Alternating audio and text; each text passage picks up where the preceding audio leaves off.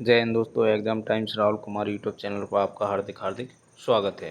दोस्तों आज मैं बहुत ही महत्वपूर्ण प्रैक्टिस सेट पेपर लेकर आया हूं जो एग्ज़ाम की दृष्टि से बहुत ही इम्पोर्टेंट है। जो दोस्त एसएससी जीडी की तैयारी कर रहे हैं उनके लिए तो यह वीडियो बहुत ही खास होने वाला है। तो इस वीडियो को आपको पूरा अंत तक देखना है क्योंकि इसमें बहुत ही इम्पोर्टेंट प्रश्न लिए गए हैं। ठीक है दोस्तों, अगर यह वीडियो आपको पसंद आए तो लाइक शेयर कॉमेंट करें, यूट्यूब चैनल को सब्सक्राइब ज़रूर कर लें। ठीक है दोस्तों, जितने भी एग्ज़ाम आने वाले हैं, चाहे वो एनटीपीसी हो, चाहे पुलिस हो, चाहे एसआई का हो, ठीक है, और चाहे एसएससी जीडी का हो, ठीक है, बहुत ही इम्पोर्टेंट प्रश्न है। तो आप इस वीडियो को आप पूरा देख लीजिए। ठीक है, सामान्य ज्ञान के प्रश्न हैं, बहुत ही अच्छे प्रश्न हैं। ठीक है, चलिए चलते हैं पहले प्रश्न की तरफ। तो देखिए पहला प्रश्न क्या है। सिंधु घाटी 4 बड़ी प्राचीन शहरी सभ्यताओं का गृह था। ठीक है, 4 गहरी शहरी सभ्यताओं का गृह था। निम्नलिखित में से कौन सा उसमें से एक नहीं था। ठीक है, देखिए अगर मिस्र की बात करें तो था दक्षिण कोरिया, एशिया में और मेसोपोटामिया। ठीक है, इसमें रूस आपका सही हो जाएगा। ठीक है, ऑप्शन नंबर सी रूस नहीं था इसमें। ठीक है, चलिए अगला प्रश्न है आपका। 92 साल तक अलग रहने के बाद रेल बजट को किस साल केंद्रीय बजट में शामिल किया गया था। ठीक है, तो इसका राइट आंसर हो जाएगा ऑप्शन नंबर बी 2017 और 18। चलिए अगला प्रश्न देखते हैं। ट्रेन टू पाकिस्तान निम्नलिखित में से किस लेखक द्वारा लिखी गई पुस्तक है। ठीक है, बहुत इंपॉर्टेंट प्रश्न है, आईएमपी, तो पढ़ लीजिए इसको। इसका राइट आंसर आपका हो जाएगा option number D Khushwant Singh. ठीक है, चलिए अगला प्रश्न देख लीजिए।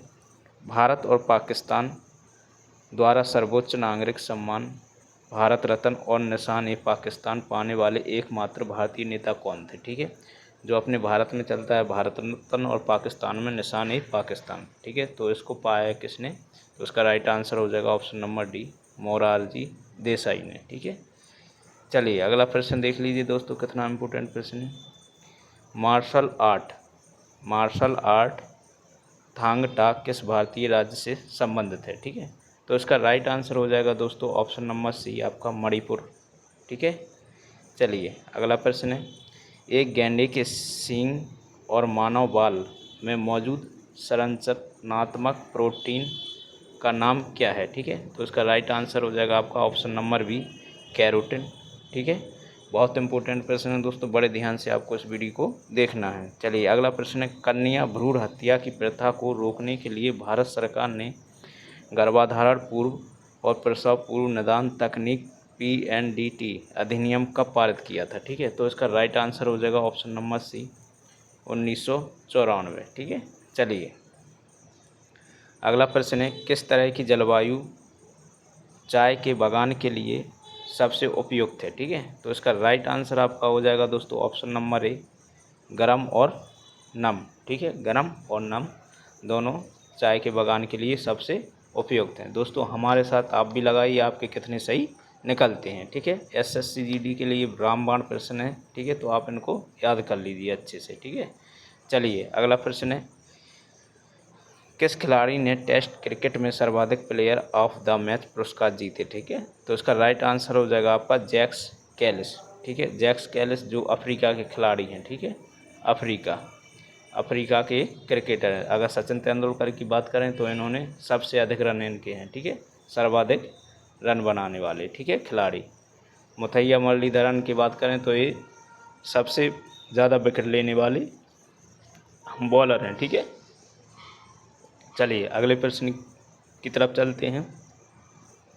मार्शल आर्ट डम्बे किस महाद्वीप से संबंधित है। ठीक है, तो इसका राइट आंसर हो जाएगा ऑप्शन नंबर बी अफ्रीका।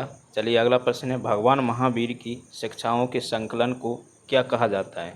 तो इसका राइट आंसर आपका हो जाएगा ऑप्शन नंबर सी आगम सूत्र। चलिए अगला प्रश्न है।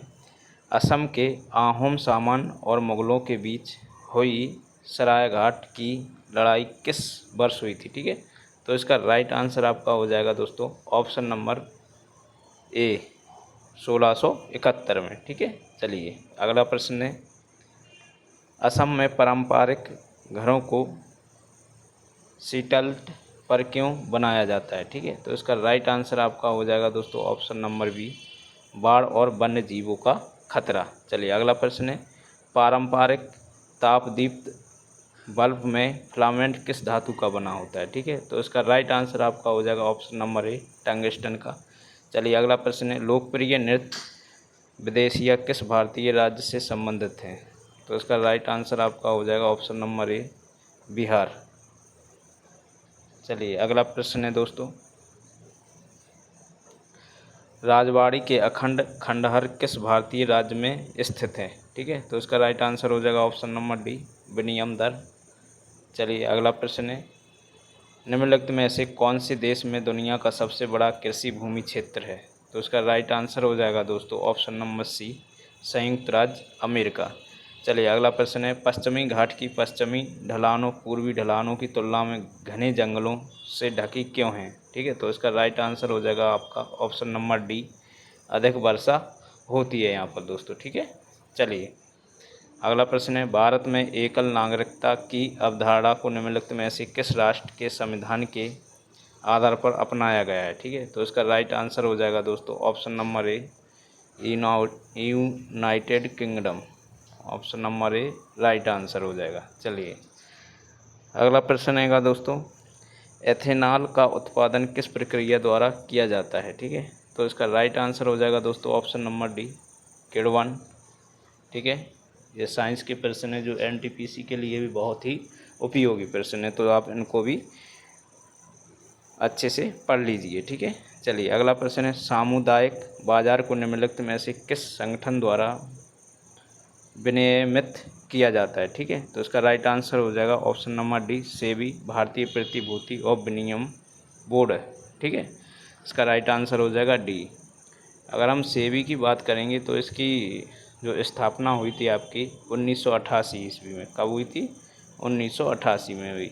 एक कभी कभी पूछ लेते तो आप इसको याद रख लीजिएगा।